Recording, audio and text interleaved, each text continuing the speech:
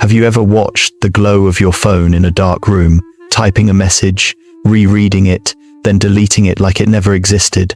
Not because you had nothing to say, but because you can still feel what it cost the last time you spoke. You explained what hurt, and it got translated into something else. You were told you were too sensitive. Your point was minimized. The other person got defensive or turned it around until you were the problem. In that moment, your nervous system learned a rule that sounds cold but is actually practical. Silence hurts less than being misunderstood. So you go quiet. You nod. You keep your dignity when the truth has been used to cut you. And people assume you do not care. But this kind of silence is not emptiness. It is protection. It is your body remembering that words were once met with denial instead of support. If you have ever felt your throat tighten right when you need to speak, this video is for you. Picture a conversation that starts harmless.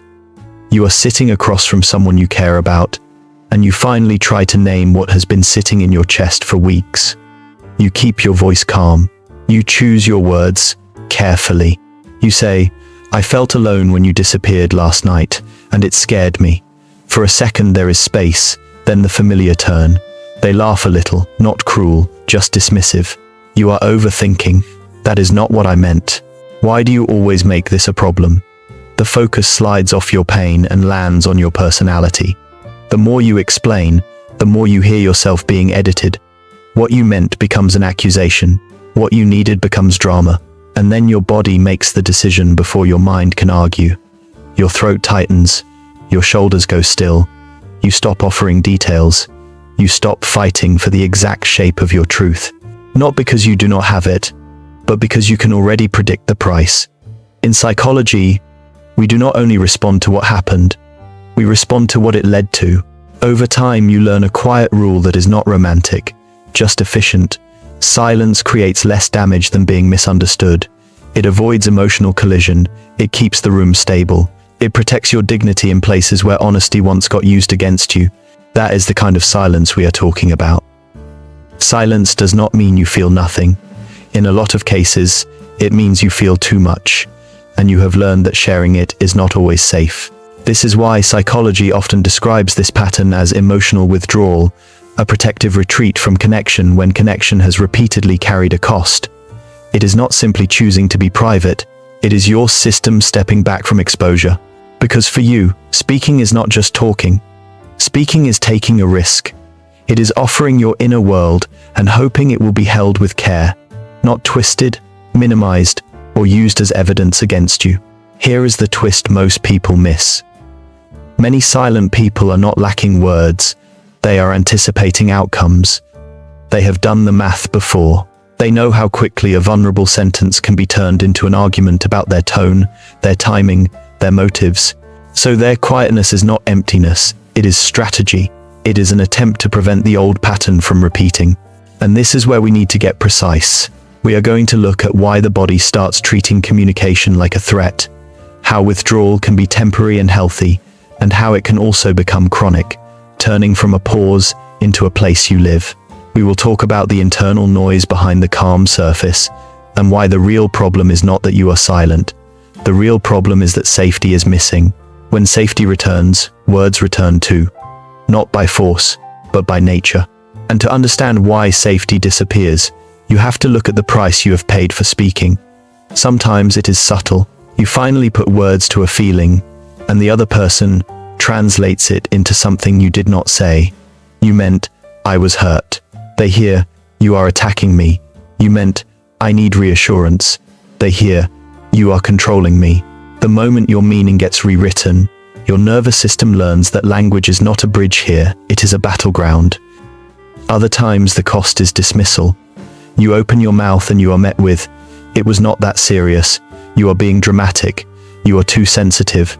That kind of response does not just disagree with you, it erases you. It teaches you that your inner reality will not be treated as real.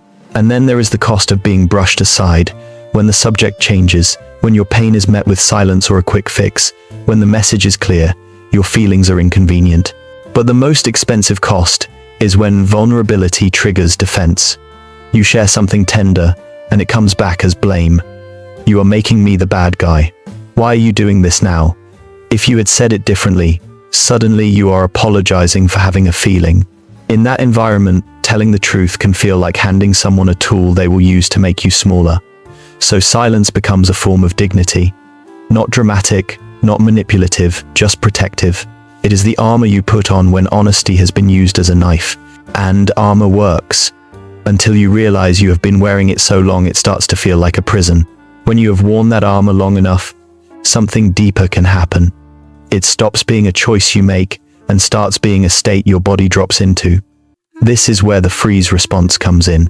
People hear freeze and imagine fear in the dramatic sense, but it is often quieter than that. It looks like composure. It feels like shutdown. You can know exactly what you feel. You can even rehearse the sentence in your mind, but the moment you try to say it out loud, your throat tightens and the words disappear. That is not a character flaw. It is your nervous system making a survival call. If past conversations taught your body that speaking leads to danger, maybe emotional danger like ridicule, dismissal, retaliation, or blame, then communication itself can get labeled as a threat. In that moment, your system prioritizes protection over expression. Your heart rate shifts, your breath gets shallow, your jaw clenches, your mind narrows. It is not that you suddenly have nothing to say. It is that your body is trying to keep you safe by reducing exposure. This is why people in freeze often describe feeling oddly blank or strangely small, as if they are watching themselves from a distance. The impulse is to disappear, not physically, but psychologically, to stop giving the situation more material, to stop handing over more of your inner world.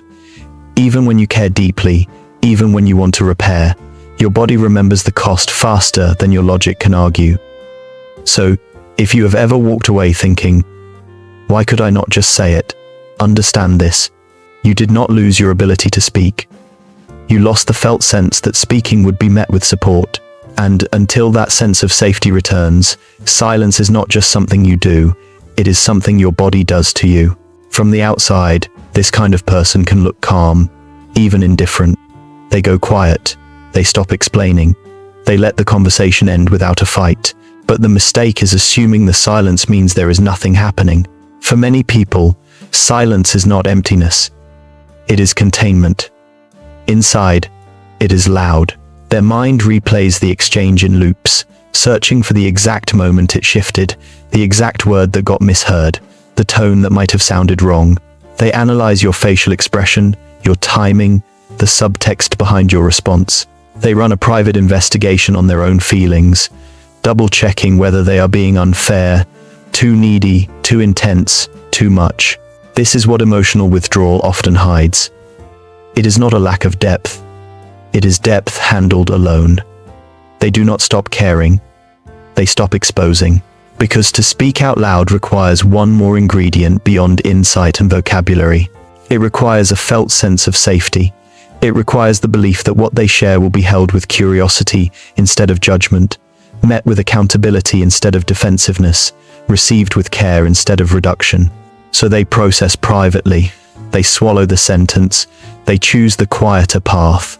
Sometimes it is the only way they know to stay regulated. But the cost of doing it alone is that nobody gets to see the real story.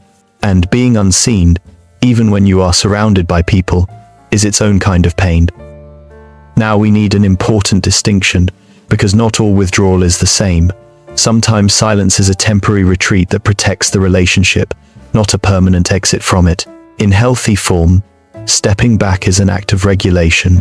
You notice you are getting flooded, your thoughts are speeding up, your tone is about to sharpen, and you choose a pause so you do not say something you cannot take back. The key is that the pause has a return built into it. You can say, "I need 10 minutes to calm down, and I want to come back to this." You do not vanish, you do not punish. You take space with the intention of reconnecting, and when you return, you can name what you felt with more clarity. Chronic withdrawal looks similar on the surface, but the psychology underneath is different. It begins as a pause and slowly becomes a position you live in. The person stops expecting understanding. They stop hoping the conversation will go anywhere good.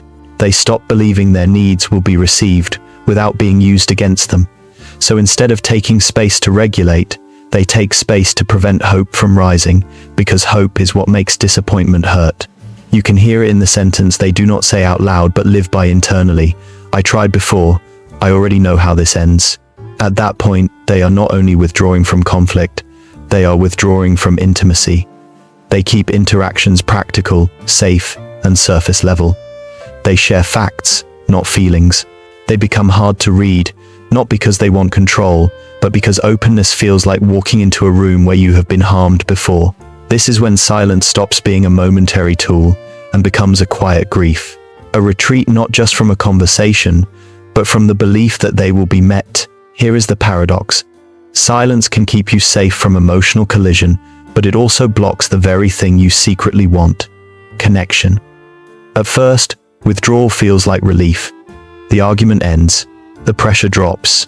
You avoid the spiral of explaining yourself while being misread. But over time, the same strategy that protects you from conflict also protects other people from knowing you. And when people cannot know you, they cannot meet you. That is how loneliness grows in relationships that technically still exist. The surface stays polite, functional, even warm on some days, but depth begins to disappear. Needs go unspoken. Boundaries stay unclear because you never name them. Resentment has nowhere to go except inward. Conversations become about schedules and facts, not fears and desires. And the more you keep your inner world private, the more your relationships start to feel like a performance you can manage rather than a place you can rest. This is also why withdrawn people can look inconsistent. One day they are present, affectionate, engaged. The next day they feel far away, unreachable, like a door quietly closed. To outsiders, it can seem like punishment, manipulation, or moodiness. But more often, it is a nervous system rhythm, an oscillation between the longing to connect and the instinct to self-protect. When the environment feels safe enough, they move closer. When something reminds their body of past costs, they retreat. The tragedy is that silence solves the short-term problem and creates the long-term one. It reduces conflict, but it also reduces intimacy. It keeps you from being hurt, and it keeps you from being held. Healing does not start by forcing yourself to talk more. That is the trap. If your silence is a protective reflex, then demanding constant openness only adds pressure to a system that already feels unsafe. The problem is not the quiet. The problem is the absence of safety. And safety is not a vague feeling, it is something people create through repeated behavior.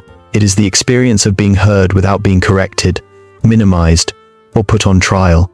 It is curiosity instead of defensiveness. It is someone asking, "What did that feel like for you?" and then staying present for the answer. For the person who withdraws, the first steps are often small and almost disappointing in how simple they sound. Not a full confession, not a long explanation, just a sentence that signals your nervous system you are not trapped. You can say, "I am getting overwhelmed. I need 10 minutes and I want to come back." You can say, "I am afraid I will be misunderstood." You can even say, "I care about this, but my body is shutting down right now." These are not dramatic statements, they are bridges.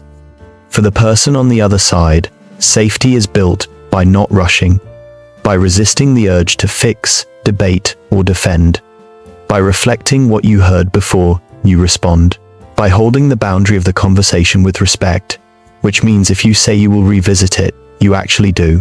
These micro moments matter because they teach the body a new rule. Speaking does not always lead to pain. When enough of those moments accumulate, silence stops being a reflex and becomes a choice, and words come back in the most natural way possible. If you are the kind of person who goes quiet when you are hurting, you are not broken.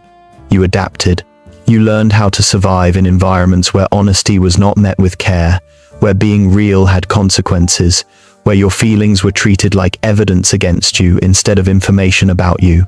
Emotional withdrawal is not the absence of emotion. It is a protective intelligence your body developed after experience taught it that speaking could be dangerous. But you deserve more than survival strategies. You deserve relationships where your inner world does not have to hide to stay safe. And if this video put words to something you have been carrying, I want to invite you into a different kind of moment right now. Not a performance, not a full explanation, just a simple act of being witnessed. In the comments, share one line. When do you tend to go silent? Or share a sentence you wish someone had said the last time you tried to open up. Keep it short if you want. You do not have to tell the whole story to be seen. Sometimes connection begins with a small signal that says, "Me too. I learned that silence could protect me." Because the truth is, you are not the only one who learned to stay quiet in order to make it through.